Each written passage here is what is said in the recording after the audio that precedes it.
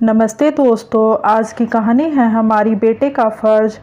प्रदीप रविवार को अपना पूरा दिन अपने परिवार के साथ बिताना पसंद करते हैं। उनका पूरा दिन अपने माँ बाप, बच्चों व पत्नी के साथ हंसी मजाक करके तथा पसंद की चीज़ें खाने पीने में गुजर जाता है। रविवार होने की वजह से प्रदीप आराम से अपने घर में बैठकर इन फुर्सत के पलों में अपनी पसंद की फिल्म देख रहे थे। तभी फ़ोन की घंटी एकाएक बज उठी। उधर से उनकी बहन कनक के रोने की आवाज़ सुनकर उन्होंने कनक से पूछा, क्या हुआ कनक, तुम रो क्यों रही हो? घर में सब कैसे हैं? जीजाजी कहाँ हैं? अचानक ही प्रदीप के दिमाग में ढेर सारे सवालों ने डेरा डाल लिया, मगर वह लगातार रोए जा रही थी। प्रदीप ने फिर पूछा, बताओ तो क्या हुआ है?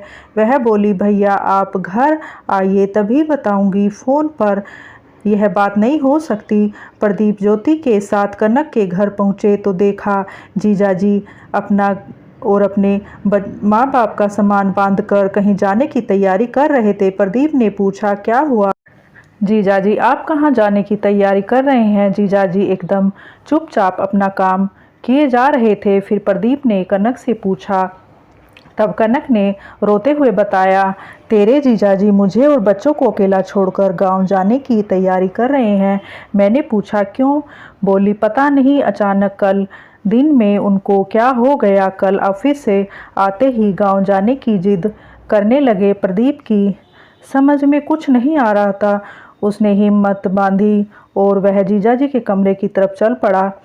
कमरे में पूरी तरह से सामान अस्त व्यस्त था और सारा सामान बिस्तर के ऊपर बिखरा हुआ था। जीजाजी अपना और अपने माता पिता का सामान उनमें से अलग कर रहे थे। प्रदीप ने धीरे से पूछा, जीजाजी कुछ तो बताइए, कुछ तो बोलिए, आखिर हुआ क्या है?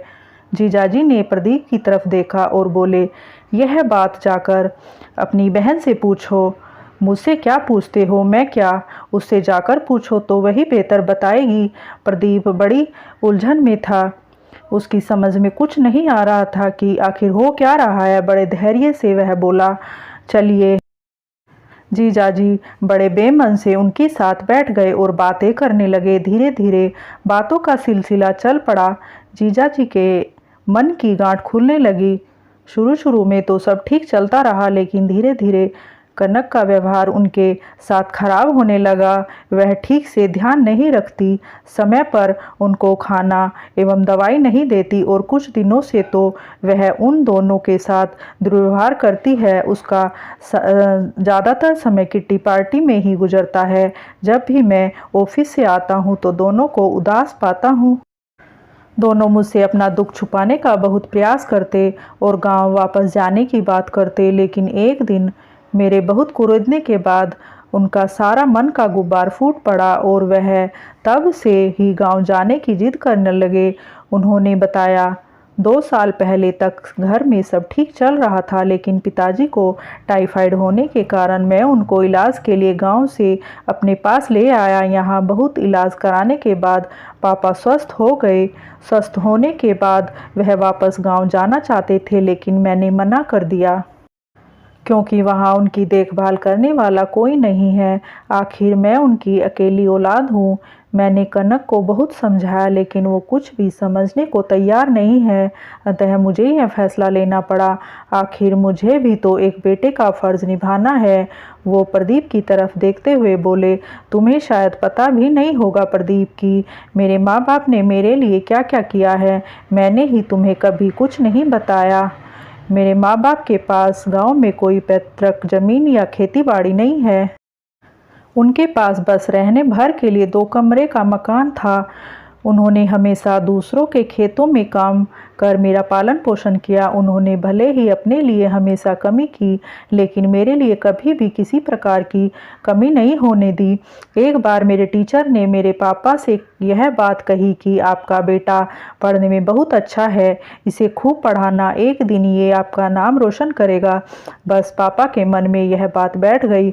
उन्होंने मुझे अपनी हैसियत से ज़्यादा बड़े व अच्छे स्कूल में पढ़ाया, हमेशा अच्छा खिलाया, अच्छा पहनाया। मेरे लिए वह सब कुछ करने का प्रयास किया जो एक माँ बाप अपने बच्चे के लिए कर सकते हैं, और एक दिन अपना घर गिरवी रख कर मुझे उच्च शिक्षा के लिए लखनऊ भेज दिया, जहां पर मैंने अपने कॉलेज की शिक्षा पूर्ण की और सरकारी नौकरी हेतु परीक्षाओं की तैयारी की थी, जिसकी बदौलत मैं आज इतने ऊंचे पद पर हूँ, इतने ऐशोआराम की ज़िंदगी गुजार रहा हूँ। मुझे तो पता भी नहीं है, जब मैं लखनऊ में आराम से बैठकर पढ़ाई कर रहा था तो मेरे माँ बाप ने कहाँ से मेरे लिए पैसों का इंतज़ाम किया और अपना जीवन कैसे यापन किया। वो हर महीने 10 तारीख को मेरे अकाउंट में पैसे भेजना कभी नहीं भूले। आज उन्हीं की बदौलत पाई हुई उस नौकरी की कमाई से मैं अगर कुछ अपने माँ बाप के लिए देता हूँ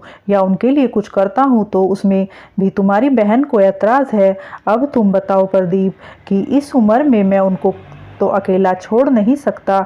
आखिर मुझे भी तो एक बेटे का फ़र्ज़ निभाना है और मैं भी अपने माँ बाप के साथ गांव में रहकर उनकी सेवा करूंगा और ट्रांसफ़र भी उसी ज़िले में ले लूँगा। इस तरह से दोनों ही समस्याएं हल हो जाएंगी। तुम्हारी बहन भी आज़ादी से रह सकेगी और मैं भी अपने माँ बाप की देखभाल कर पाऊँगा। मगर तू फिक्र मत करना, मैं कभी भी उसको रुपए पैसे की कमी नहीं होने दूंगा।